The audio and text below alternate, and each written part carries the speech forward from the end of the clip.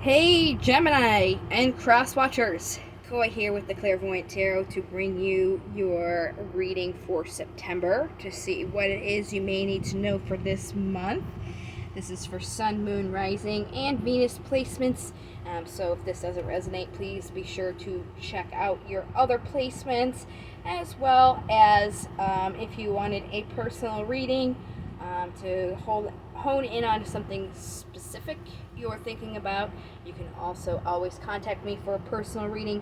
That information will be in the description box below.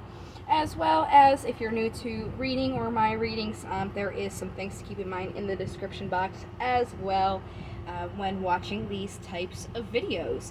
So to get started, we're going to give you guys a pre-shuffle to see what this message is going to be about for September. I'm going to use my Vice Versa Tarot deck to get started. So here we go. What do we have for Gemini September? Oh my, that was quick. So it looks like there are some choices to be made this month. On this side of the card, it's saying things are kind of like the moon, where they're not really clear, they're kind of muddy. You may be kind of blind to be making a decision, especially with the Five of Swords. It's a double-edged sword, so it could be hard to make a decision because it would be a win-lose situation. It's sort of that situation where things aren't the best, but you've been working hard on it, so either you would continue working on it, or you would leave everything behind and kind of have a loss to try and start something new. On this side, we have the card for Aries, the Emperor. This is divine masculine energy. This is something that supports, or I'm sorry, that really gives a grounding to things. They make things tangible in the physical world. You don't have to be a male. We all have masculine and feminine energy within us. So make sure that you're checking that description about things to keep in mind when moving forward with these, because this is, like I said, divine masculine, but you don't have to be a male for this. So this is what your reading is going to be honing in on. Let's go ahead and jump right into it. We're going to pull 7 cards out. This is Steampunk deck. I'm just going to give them a quick shuffle until they feel good, and then we'll see what cards they are, and then we will clarify them as well after we go through the first 7. So what do we have for Gemini September 2022? There's your card there on the bottom of the deck, the Lovers. Very interesting. So it's definitely your energy being involved here. So generally, the energy surrounding you is the Knight of Swords. The Knight of Swords is somebody who just kind of jumps into things. They don't necessarily like take a thought into it before they take action. This is somebody who is skillful. They like to have more research, but they can be a little bit brash, hence why they would just jump into things. So that's the general energy here. Let's move forward into the past.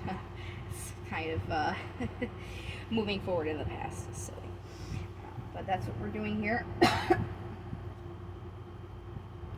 So we have the Page of Pentacles accompanied by the Queen of Swords. These are very interesting energies to have out together.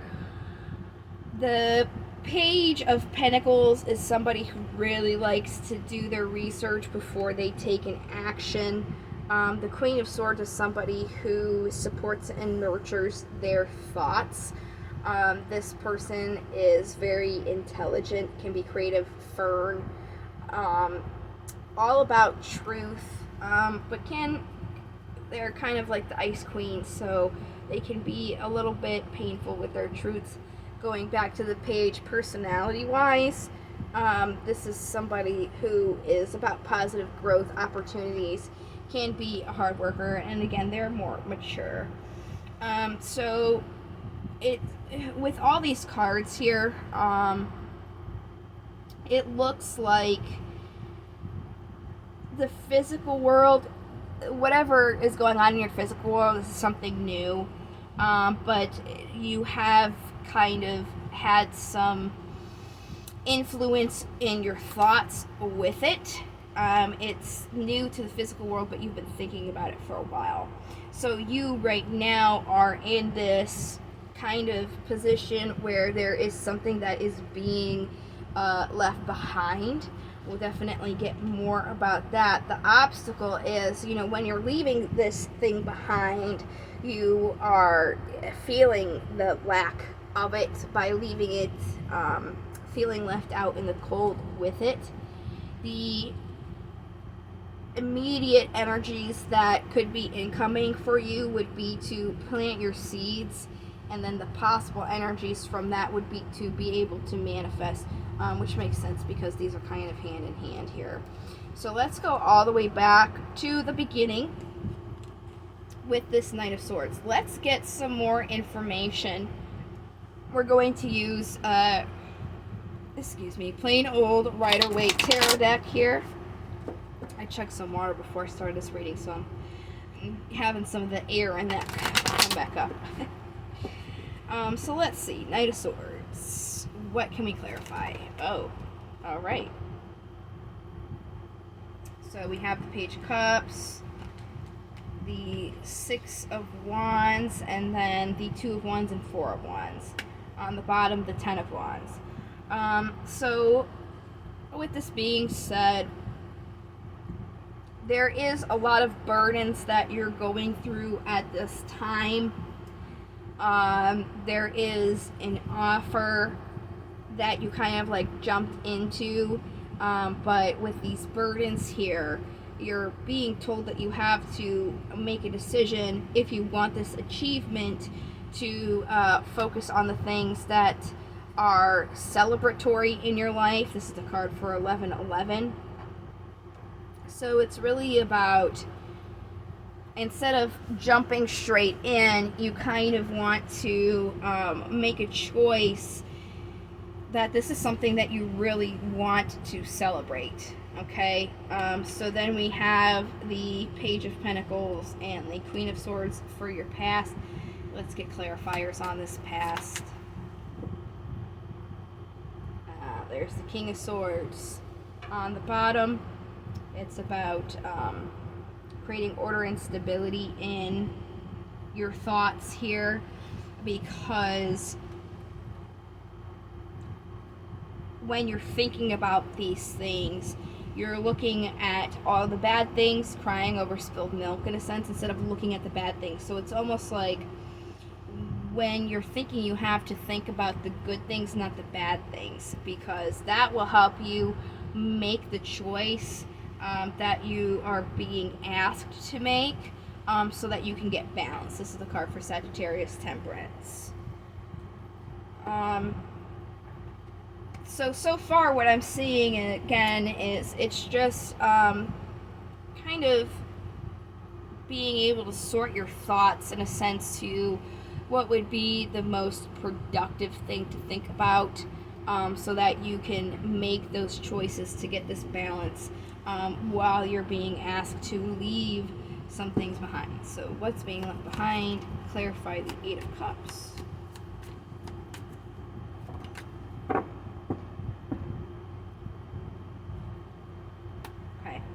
So we have the Queen of Cups and the King of Wands on the bottom. So this is something that is attached to you emotionally. But with that being said, your will, inspiration, and passion isn't really grounded in what you are emotionally nurturing. So it's about taking a step back and really seeing what you want and leaving the things behind that don't necessarily be there. But when you do that, you're going to feel some sort of physical lack. Let's get more on that. Yeah, something that makes you happy with the Sun. Yeah. here we go with the Four of Cups, very similar to the other card we got with the Five of Cups. You're looking at these things that you don't want instead of the offers and the opportunities that you do have, because you're emotionally attached to it. But it's kind of like looking at the greater good, the greater picture for you. Okay, so let's go on to these seeds that you have to plant here. That's going to bring movement with the Chariot, the card for Cancer. There's some sort of deception here, and that deception is feeling this physical lack, because when I said it's kind of like the moon earlier with this Seven of Cups, it's the moon. It's not as clear as day as it could be. So what is cloudy and unclear is the thought that you've given yourself that you're going to be missing something. That's the self-deception here. You're not necessarily seeing things as clear as you could when it comes to planting your seeds because of your emotional attachment. So let's go to this Magician, this manifesting here. And there we go again. Celebrating reciprocity and intuition. So it's almost like intuitively your gut is telling you about this situation and how to manifest something that's more reciprocal that you can celebrate. But it's kind of like you're in your own way in a sense where you're not able to plant these seeds, because if you feel like you do, you're going to be out on something. But that's not the case. You need to leave it behind so that you can make your decisions to manifest something forth. So let's go ahead and get some romance angels. If this isn't a romantic situation, this can be applied to other aspects of your life. So let's go ahead and see what they have to say for you.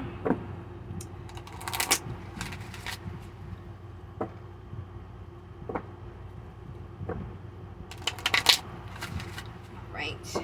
What romance angels do we have for Gemini for September? Oh, there we go. And then this one flipped over, so I'm going to take that as well. Okay. So on the bottom here, we have staying optimistic about your love life. And again, this isn't just your love life. It's pretty much anything. You want to stay optimistic because positive thinking and faith is going to bring this to you. You know, you are thinking about all the bad things and how it's just not going to work out. And that's not really very productive. So there is this opportunity here, this true love. But if you're focusing on all the things that are the opposite, you're not going to be able to see that in a sense. So it's really important to have this heart-to-heart conversation, more so with yourself than anything. Honestly, discussing how you feel about this with yourself. And then that's going to help you, again, manifest calling this in. Your affirmations and visualizations will help bring this to you. All right. So let's go to Daemons here. These are, I always say this, these are my MVPs. These guys are really good at being constructive and helping you along on your path. Absolutely love this Oracle deck. I think they're very, very handy in helping somebody get a leg up. So let's see what they got for us, our Geminis. There we go. Michael at the bottom, Agris, and Fur came out.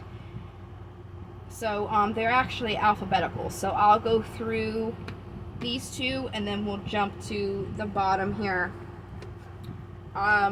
Agris in divination is about focusing on direction and guidance, bringing allies and helpful items closer, and pushing enemies and destructive influences away. And this is exactly what the tarot cards were saying. You know, it's about focusing on where you want to direct things, and not being in your own way when considering the things that you won't have when you're doing this. It's almost like seeing these from the perspective of you're bringing all these helpful things closer to you and then getting rid of these negative influences. So you're, you know, emotionally attached to this thing that has to be rid of your life, and it's like it's time to push those destructive things away instead of trying to hold on to them still, because they're not healthy for you.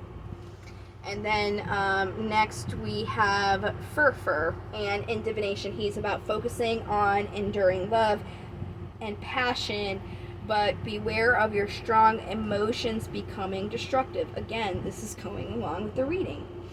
And it's okay to have that love and that passion, but if those emotions are being destructive and not helping you see the choice that you have to make, that is something that you do have to, you know, reflect on. So we're going to go ahead and move to the bottom of the deck here, my Kale.